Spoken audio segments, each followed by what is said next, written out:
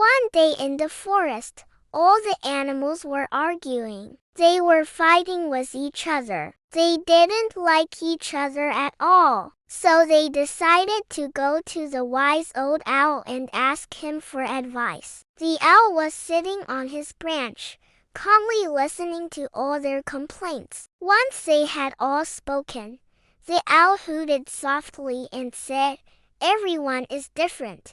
Stop comparing and start caring."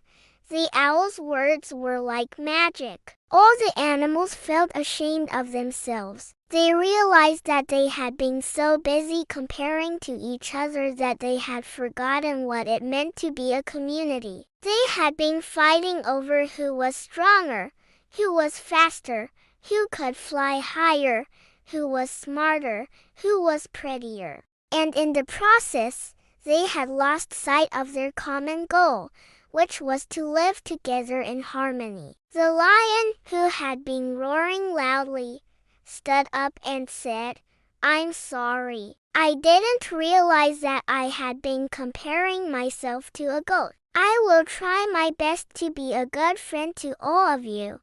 The eagle, who had been boasting about his flying skills, said, "I'm sorry. I didn't mean to hurt your feelings. You all have your own unique abilities and I admire them."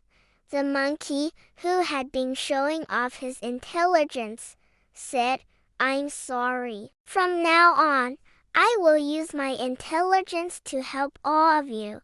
The animals all apologized to each other and promised to be better friends. The owl then said, "Now let's all work together to make our forest even more beautiful than before."